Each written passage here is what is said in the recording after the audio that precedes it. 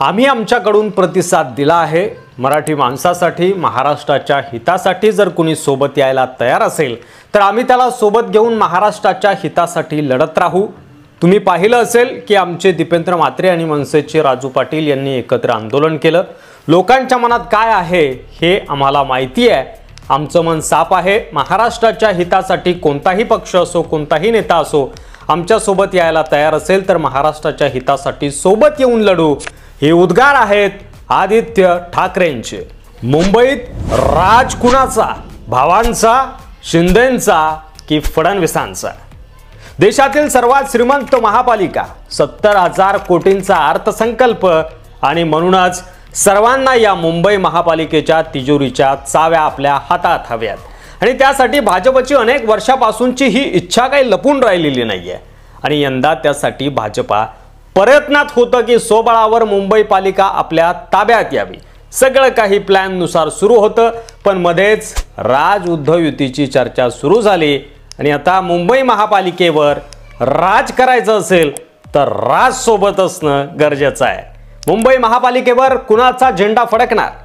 राज उद्धव युती होणार का? आणि एकनाथ शिंदेंना दाबण्याचं कसं भाजपचं नियोजन सुरू आहे? मुंबईत राज कुणाचा? चला तर सविस्तर जाणून घेऊया।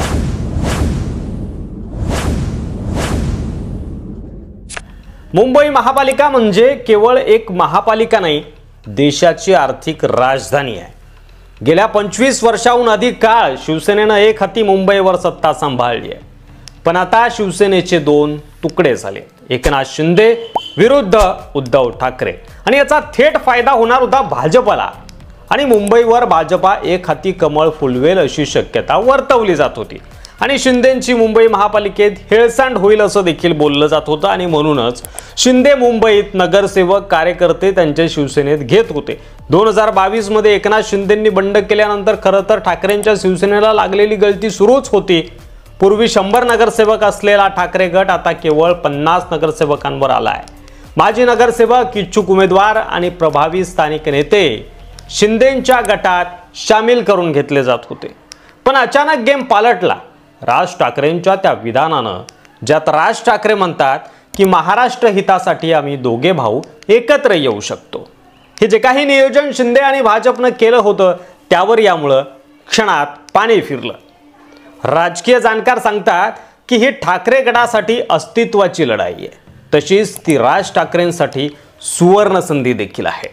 तर एकनाथ शिंदे यांना भाजप समोर स्वतःला सिद्ध करायचंय। मात्र आदित्य ठाकरेंनी आता शिवसेना मनसे युतीला हिरवा कंदील दाखवलाय असं म्हणायला हरकत नाही।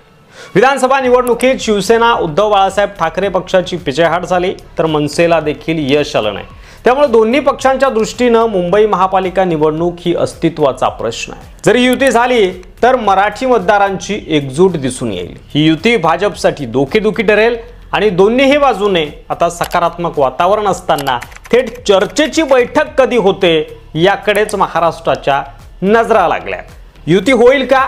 कमेंट करून नक्की सांगा। मात्र इकडे भाजप शिंदेंना काही मोठं होऊ देत नाहीये। मनसे आणि ठाकरेंच्या शिवसेनेची युतीची चर्चा सुरू असताना मुंबई महापालिकेत महायुतीमध्ये शिंदेंची शिवसेना आणि भाजप एकत्र लढणार असं दिसतंय। मात्र शिंदेंची शिवसेना छोटा भाऊ असेल तर भाजप मोठा भाऊ असणार आहे। 150+ नारा भाजपनं दिलाय म्हणजे मनसुबे स्पष्ट आहे, कुणाची मदत न घेता मुंबई महापालिका ताब्यात घ्यायची। आणि त्यामुळे भाजप यावेळी ना शिंदे ना अजितदादा कुणालाच भाव न देता स्वतः 150चं लक्ष ठेवून 114 जागा स्वतः जिंकायच्या आणि अमित शहा व नरेंद्र मोदी यांचं मुंबई जिंकण्याचं स्वप्न पूर्ण करायचं असं देवेंद्र फडणवीस यांचं एकंदरीत नियोजन दिसतंय। 227 जागा, 114चं बहुमत आणि सामना केवळ शिंदे विरुद्ध ठाकरे नाही, तर सामना होणार फडणवीसांच्या प्रतिष्ठेचा, ठाकरेंच्या अस्तित्वाचा आणि शिंदेंच्या भविष्याचा। कोण बाजी मारणार, कोण फडकवणार मुंबई महापालिकेवर आपला झेंडा आणि मुंबईत कुणाचा होणार राज?